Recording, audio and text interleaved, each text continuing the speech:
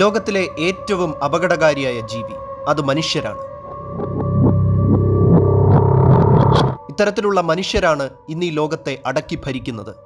പുലികൾക്കുള്ളതുപോലെയുള്ള കൂർത്ത നഖങ്ങളോ പല്ലുകളോ ആനകളുടേതുപോലെയുള്ള വമ്പൻ ശരീരമോ നീണ്ട കൊമ്പുകളോ ഒന്നും ഇല്ലാതെയാണ് മനുഷ്യർ ഈ ലോകത്തെ വെട്ടിപ്പിടിച്ചത്.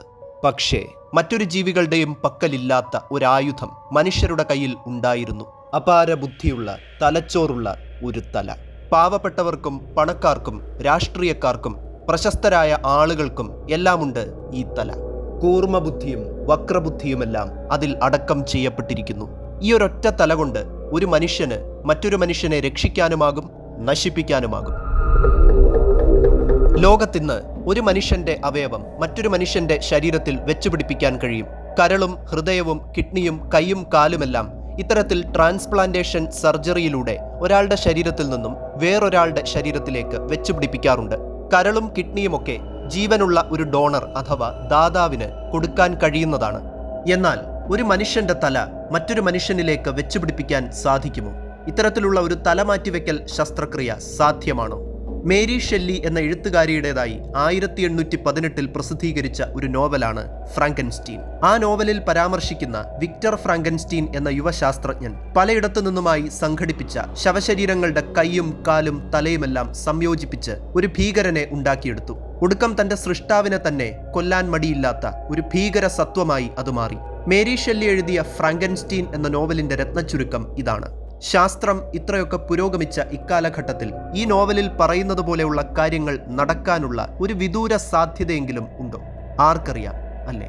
ലോകത്തുള്ള ഭൂരിഭാഗം വിദഗ്ധരുടെയും അഭിപ്രായത്തിൽ സെഫാലോസൊമാറ്റിക് അനസ്റ്റമോസിസ് അഥവാ തല മാറ്റിവെക്കൽ ശസ്ത്രക്രിയ അസംഭവ്യമാണ്. ഒരാളുടെ തല മറ്റൊരാളിലേക്ക് മാറ്റിവെക്കാൻ പലതരത്തിലുള്ള സങ്കീർണമായ സർജറികൾ നടത്തേണ്ടി വരും. ഒരാളുടെ കഴുത്തിന് മുകളിൽ ഇരിക്കുന്ന തല മറ്റൊരാളുടെ കഴുത്തിന് മുകളിലേക്ക് വെക്കേണ്ടി വരുന്ന സന്ദർഭത്തിൽ നെക്ക് സർജറി ആവശ്യമാണ്. മാത്രമല്ല, കഴുത്തിൽ നിന്നുള്ള രക്തക്കുഴലുകളെ തലയിലേക്ക് കൃത്യമായി കണക്ട് ചെയ്യണം. അതിനായി വാസ്കുലാർ സർജറി ആവശ്യമാണ്. കൂടാതെ കഴുത്തിലുള്ള അസ്ഥികളെ ശരിയായ രീതിയിൽ ക്രമീകരിക്കുകയും യോജിപ്പിക്കുകയും വേണം. അതിനുവേണ്ടി ഓർത്തോപീഡിക് സർജറി ചെയ്യേണ്ടി വരും. നമുക്കറിയാം, വായിൽ നിന്നും അന്നനാളം വഴിയാണ് ദഹന വ്യവസ്ഥ ആരംഭിക്കുന്നത്. കഴുത്തിന്റെ ഭാഗത്തുള്ള അന്നനാളം ഉൾപ്പെടെയുള്ള ദഹന വ്യവസ്ഥയുടെ ഭാഗങ്ങളെ ശരിപ്പെടുത്തണമെങ്കിൽ ഗ്യാസ്ട്രോ ഇൻറ്റസ്റ്റൈനൽ സർജറി ആവശ്യമാണ്. കാഴ്ച, കേൾവി, രുചി, മണം, ബുദ്ധി, വികാരങ്ങൾ എന്നിവയെല്ലാം നിയന്ത്രിക്കുന്നത് തലച്ചോറാണ്. തലച്ചോറിലെ ന്യൂറോൺ അഥവാ നാഡീ കോശങ്ങളാണ്. ഒരാളുടെ തല വേറൊരാളുടെ ശരീരത്തിലിരുന്ന് ശരിയായ രീതിയിൽ പ്രവർത്തിക്കണമെങ്കിൽ ന്യൂറോ സർജറി വഴി നാഡീകോശങ്ങളെ ചിട്ടപ്പെടുത്തേണ്ടതുണ്ട്. ഇതിനെല്ലാം പുറമെ പ്ലാസ്റ്റിക് സർജറിയും ആവശ്യമായി വരും. ബ്രെയിൻ ഡെത്ത് അഥവാ മസ്തിഷ്ക മരണം സംഭവിച്ച ആരോഗ്യവാനായ ഒരു വ്യക്തിയുടെ ശരീരത്തിലേക്ക് യാതൊരു കുഴപ്പങ്ങളുമില്ലാതെ പ്രവർത്തിക്കുന്ന തലച്ചോറുള്ള ഒരു തല ട്രാൻസ്പ്ലാന്റ് ചെയ്യാൻ ആകുമത്രേ. സാധാരണ ശസ്ത്രക്രിയകളിൽ ഉപയോഗിക്കുന്നതിനേക്കാൾ കൃത്യതയുള്ള സർജിക്കൽ ബ്ലേഡുകളും കോശങ്ങളിലും കലകളിലും ഉണ്ടാകുന്ന മുറിവുകൾ പരിഹരിക്കാൻ സഹായിക്കുന്ന പോളിയെഥിലിൻ ഗ്ലൈക്കോൾ പോലെയുള്ള ഫ്യൂസോജനുകളും എല്ലാം ഇത്തരം ശസ്ത്രക്രിയകളിൽ ഉപയോഗിക്കേണ്ടി വരും. ഇത്തരം ശസ്ത്രക്രിയകളിൽ സ്പൈനൽ കോഡ് ശരിയായ രീതിയിൽ ആയി കിട്ടുക എന്നുള്ളത് ഒരു പ്രധാനപ്പെട്ട ഘട്ടമാണ്.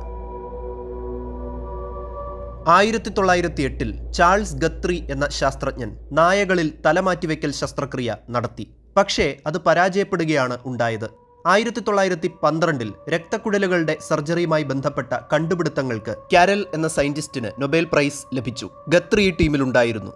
പിന്നീട് 1950 സോവിയറ്റ് സയന്റിസ്റ്റും സർജനുമായ ഡോക്ടർ വ്ളാഡിമിർ ദെമിക്കോവ് നായ്ക്കളിൽ കൈകാലുകളും അവയവങ്ങളും മാറ്റിവെക്കാൻ ആവശ്യമായ ശസ്ത്രക്രിയ ഉപാധികൾ കണ്ടെത്തി. 1953 നായ്ക്കളിൽ അദ്ദേഹം കൊറോണറി ബൈപ്പാസ് സർജറി നടത്തി. ഇത്തരത്തിൽ സർജറി നടത്തിയ ഒരു നായ ഏകദേശം 2 വർഷത്തോളം ജീവിച്ചു. ഹൃദയത്തിലുള്ള ബ്ലോക്കുകളെ പരിഹരിക്കാൻ വേണ്ടി നടത്തുന്ന സർജറിയാണ് കൊറോണറി ബൈപ്പാസ് സർജറി. അതുമാത്രമല്ല, പിന്നീട് 2 തലകളുള്ള ഒരു നായയെ അദ്ദേഹം സൃഷ്ടിച്ചു. ഈ നായയ്ക്ക് കാഴ്ചകൾ കാണാനും സഞ്ചരിക്കാനും വെള്ളം കുടിക്കാനും സാധിക്കുമായിരുന്നു. പക്ഷേ ഏതാനും ദിവസങ്ങൾ മാത്രമായിരുന്നു അതിൻ്റെ ആയുസ്. ഇതിനെല്ലാം ശേഷം 1970 റോബർട്ട് വൈറ്റ് എന്ന ശാസ്ത്രജ്ഞൻ കുരങ്ങുകളിൽ തലമാറ്റിവെക്കൽ ശസ്ത്രക്രിയ നടത്തി. റീസസ് എന്ന ഇനം കുരങ്ങുകളിലാണ് അദ്ദേഹം പരീക്ഷണങ്ങൾ നടത്തിയത്. ഇങ്ങനെ ജനിച്ച ആ കുരങ്ങ് ഏകദേശം 8 ദിവസത്തോളം ജീവിച്ചിരുന്നു. അതിന് ഗന്ധം, രുചി എന്നിവ തിരിച്ചറിയാൻ കഴിയുമായിരുന്നു. കേൾവി ശക്തിയും ഉണ്ടായിരുന്നു. നായ്ക്കളിലും കുരങ്ങുകളിലും മാത്രമല്ല, എലികളിലും ഇത്തരത്തിൽ തലമാറ്റിവെക്കൽ ശസ്ത്രക്രിയ വിജയകരമായി നടത്തിയിട്ടുണ്ട്. എലികളിലും മറ്റു മൃഗങ്ങളിലും തലമാറ്റിവെക്കൽ ശസ്ത്രക്രിയ നടത്തുന്നത് പോലെ അല്ലല്ലോ മനുഷ്യരുടെ കാര്യത്തിൽ. അതിന് ഒരുപാട് ധാർമ്മിക പ്രശ്നങ്ങൾ അഥവാ എത്തിക്കൽ ഇഷ്യൂസ് ഉണ്ട്. കൂടാതെ ഒട്ടനവധി നിയമപ്രശ്നങ്ങളും പുറകെ ഉണ്ടാവും. 2013 ഇറ്റാലിയൻ ന്യൂറോ സർജനായ സെർജിയോ കനാവറോ മനുഷ്യരുടെ തലമാറ്റിവെക്കൽ ശസ്ത്രക്രിയ എങ്ങനെ നടത്തണമെന്ന് വ്യക്തമാക്കി തരുന്ന ഒരു മോഡൽ ഉണ്ടാക്കി. 2017 ചൈനീസ് സർജനായ ഷിയാപിങ് റെൻ ഹ്യൂമൻ കഡാവർ അഥവാ മനുഷ്യരുടെ ശവശരീരത്തിൽ തലമാറ്റിവെക്കൽ ശസ്ത്രക്രിയ നടത്തുകയുണ്ടായി. ഈ സർജറി പൂർത്തീകരിക്കാൻ ഏകദേശം 18 മണിക്കൂറോളം സമയം എടുത്തത്രേ. ജീവനുള്ള ഒരു മനുഷ്യൻ ഈ ശസ്ത്രക്രിയയ്ക്ക് വിധേയനായി എന്നിരിക്കട്ടെ, അവിടെ തീരില്ല കാര്യങ്ങൾ. ഓപ്പറേഷന് ശേഷമുള്ള ഇൻഫെക്ഷൻ പോലെയുള്ള പ്രശ്നങ്ങളും രോഗിയുടെ മാനസിക നിലയും കണക്കിലെടുക്കേണ്ടതുണ്ട്. പേഷ്യന്റിന്റെ രോഗപ്രതിരോധ ശക്തി അഥവാ ഇമ്മ്യൂണിറ്റി കുറയ്ക്കേണ്ടതുണ്ട്. ഇല്ലെങ്കിൽ പുതുതായി ശരീരത്തിലേക്കെത്തിയ തലയെ ശരീരം ചിലപ്പോൾ റിജക്റ്റ് ചെയ്തെന്ന് വരും. മനുഷ്യനെന്താ ദൈവത്തെ പോലെ പെരുമാറാൻ പഠിക്കുകയാണോ? ഭാവിയിൽ ഒരുപക്ഷെ തലമാറ്റിവെക്കൽ ശസ്ത്രക്രിയ യാഥാർത്ഥ്യമായാൽ അതിന് കാരണക്കാരായവർ അഭിമുഖീകരിക്കേണ്ടി വരുന്ന ഒരു പ്രധാനപ്പെട്ട ചോദ്യമായിരിക്കും ഇത്.